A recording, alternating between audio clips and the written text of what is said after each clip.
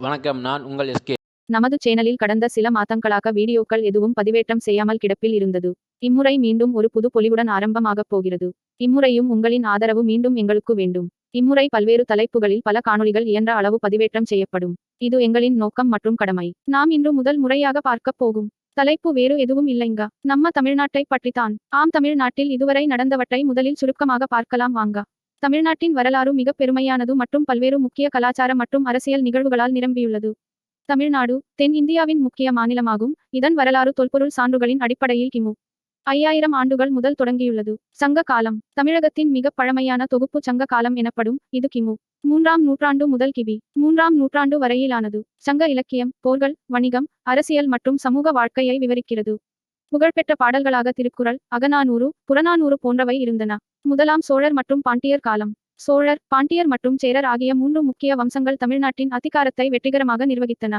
சோழர்கள், குறிப்பாக ராஜராஜ சோழன் மற்றும் ராஜேந்திர சோழன் ஆகியோர் பெரும் கடல் வணிகம் மற்றும் தெற்காசிய நாடுகளில் நீர்க்கரை சாம்ராஜ்யம் பரப்பினர். தஞ்சை பெரிய கோவில் போன்ற உலக புகழ்பெற்ற கட்டிடங்கள் இந்த காலகட்டத்தில் கட்டப்பட்டது. மத்திய காலம் பிற்கால சோழர்கள் மற்றும் பாண்டியர்களின் கீழ் தமிழ் மக்களின் பண்பாடு மேலும் செழித்து வளர்ந்தது. மதுரை சுல்தான்கள் மற்றும் விஜயநகர பேரரசு உட்பட பிற ஆட்சியாளர்கள் தமிழ்நாட்டில் தற்காலிக ஆதிக்கம் செலுத்தினர். மராட்டியர்கள் மற்றும் பிரிட்டிஷ் ஆட்சி 17ஆம் நூற்றாண்டின் பிற்பகுதியில் மராட்டியர்களின் மற்றும் பிற ஆட்சியாளர்களின் படையெடுப்புகள் தமிழகத்தை பாதித்தன. பின்னன் பிரிட்டிஷ் ஈஸ்ட் இந்தியா கம்பெனி 18ஆம் நூற்றாண்டில் தமிழகத்தில் வலுவான ஆதிக்கத்தை நிலைநிறுத்தியது. இது இந்திய சுதந்திரப் போராட்டத்திற்கு வழிவகுத்தது. சுதந்திரத்திற்கு பிந்தைய காலம் 1947ஆம் ஆண்டு இந்தியா சுதந்திரம் பெற்ற பின்னர் தமிழ்நாடு, முன்பு மட்ராஸ் மாகாணம், இந்தியாவில் இணைக்கப்பட்டது. 1969ஆம் ஆண்டு மாகாணத்தின் பெயர் தமிழ்நாடு என மாற்றப்பட்டது. இது தமிழ்நாட்டின் மிகச் சிறந்த கலாச்சார மரபுகளையும் கலை, இலக்கியம், இசை, நடனம் போன்றவற்றையும் தன்னகத்தே கொண்டுள்ளது. பி. ராமசாமி ரெட்டியார் சுதந்திரத்திற்கு பிறகு தமிழ்நாட்டின் முதல்வராக 1947 முதல் 1949 வரை இருந்தார். அவர் காங்கிரஸ் கட்சியைச் சேர்ந்தவராக இருந்தார் மற்றும் ஆட்சிக்காலத்தில் சமூக நலன் மற்றும் கல்வி தொடர்பான பல நடவடிக்கைகளை மேற்கொண்டார். பி. ராமசாமி ரெட்டியாரின் ஆட்சிக்குப் பிறகு தமிழ்நாட்டின் அரசியலில் காங்கிரஸ் கட்சியின் காமராஜர் முதன்மையான பாதிப்பை ஏற்படுத்தினார். காமராஜ் திட்டம் எனப்படும் கல்வி மற்றும் புலமை பரிசில் திட்டங்களை உருவாக்கி பொது கல்வி மற்றும் குழந்தைகளின் கல்வி அபிவிருத்திக்கு முக்கிய முயற்சிகள் மேற்கொண்டார். 1967இல் திமுகவின் அரசியல் எழுச்சியுடன் காங்கிரஸ் ஆட்சி முடிவுக்கு வந்தது. காமராஜருக்கு பிறகு பக்தவச்சலம் 1963 முதல் 1967 வரை தமிழக முதல்வராக இருந்தார். அவரது ஆட்சியில் திராவிட இயக்கம் முன்னேறி 1967 இல் அண்ணாதுரை தமிழக முதல்வராக தேர்ந்தெடுக்கப்பட்டார். இது காங்கிரஸ் ஆட்சியின் முடிவுக்கு காரணமானது.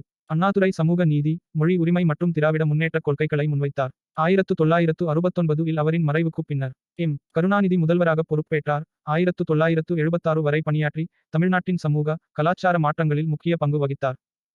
ஜி. ராமச்சந்திரன் எம்ஜிஆர் 1977 முதல் 1987 வரை முதல்வராக இருந்தார். தமிழகம் முழுவதும் மாசிடும் நிலையை எதிர்த்து அவர் ஒரு சகோதர அரசு நிலை கொண்டு சமூக நலன், கல்வி மற்றும் அரசு திட்டங்களை பரிசோதனை செய்து மக்கள் மத்தியில் பிரபலமாக மாறினார். ஜெயலலிதா 1991 முதல் 1996 மற்றும் 2002 முதல் 2006, 2011 முதல் 2016 ஆகிய காலங்களில் 3 முறை முதல்வராக இருந்தார். அவரும் மக்கள் சேவைகள் மற்றும் சமூக சீர்திருத்தங்களில் முக்கிய பங்கு வகித்தார்.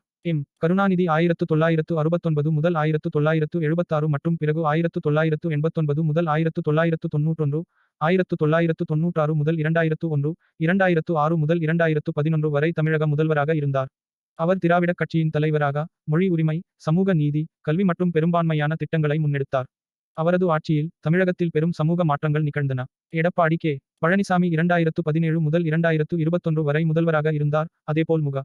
ஸ்டாலின் 2021 இன்று தமிழகத்தின் தற்போதைய முதல்வராக உள்ளார். அவர் சமூக நலத் திட்டங்களை கையாண்டு வருகின்றார். இவர்களுடன் சில பொறுப்பு முதல்வர்களும் தற்காலிக முதல்வர்களும் தமிழகத்தை இதுவரை ஆட்சி செய்தனர். இனி வருகின்ற 2026ஆம் ஆண்டு ஏப்ரல் அல்லது மே மாதத்தில் மீண்டும் தேர்தல் வரப்போகிறது. அதற்கான ஆயத்தமாக இன்றிலிருந்தே நமது அடுத்த முதல்வரை தேர்வு செய்ய ஒரு முன்னெடுப்பாக இந்த காணொளி அமையட்டும். இது நமது முதல் படி. அரசியல் களம் புதியது. எங்க சேனலை சப்ஸ்கிரைப் பண்ணுங்க, வீடியோ பார்த்துட்டு லைக் பண்ணுங்க, ஷேர் பண்ணுங்க, கமெண்ட் பண்ணுங்க, பெல் ஐகானை கிளிக் பண்ணுங்க.